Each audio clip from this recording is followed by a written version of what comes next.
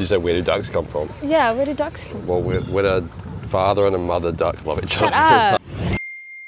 Kia ora, I'm Kia. I'm the ghost of polar bears past. And welcome to our last video of the climate change series, How We Can Save the World. Yes, this will be split into two parts. Kia will be handling the systemic changes and I'll be doing the individual changes we can make to save the world. There are many ways to define a system, but this is a really good definition. Now, one of the biggest contributors to climate change undoubtedly is the capitalist society that we live in. What we can do is vote with our wallet. This means buying products and engaging with businesses by asking for products that have a low carbon impact. Now, businesses only care if the consumers do, so it's really important to let them know to stop producing products with high carbon impact. Another thing you can do is to become very politically involved. Now, I know a lot of you can't vote, but it still doesn't mean you're helpless entirely. Start political conversations with your peers and do things like protest, such as a lot of you did for the school strike for climate. Another thing you can do is lobby your MPs. Talk to them or email them. One thing about living in New Zealand is that it's so small that it's easy to get in contact with local government.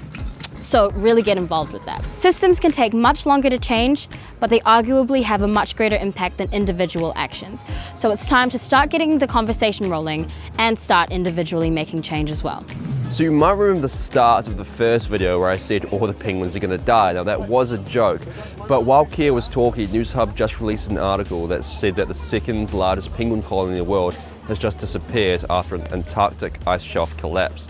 Now all of this can seem pretty overwhelming, and it's hard to imagine what you can do to influence systemic change by yourself, but never fear, you can make a whole lot of change individually. Not only that, but because we are all contributing a little bit to climate change ourselves, we can also reduce our implications of climate change a little bit just by making some simple changes that actually help the world, ourselves, and animals.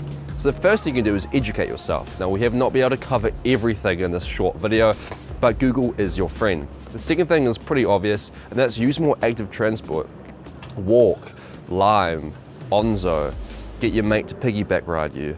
These are all much more global warmingly beneficial actions than taking cars, buses, that sort of thing.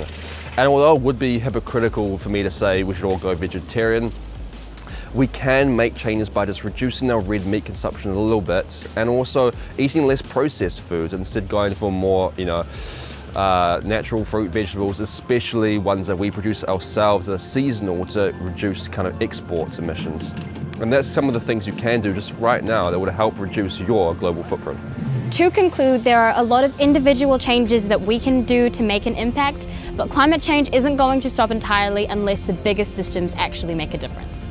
And it doesn't just end here with this video. We're very excited to announce that City Time will be presenting at the Climate Challenge Conference in May in Wellington, along with Dr. Jane Goodall. So if you want to see us, or one of the leading researchers on nature itself, come along to that and learn how you can help save the world even more.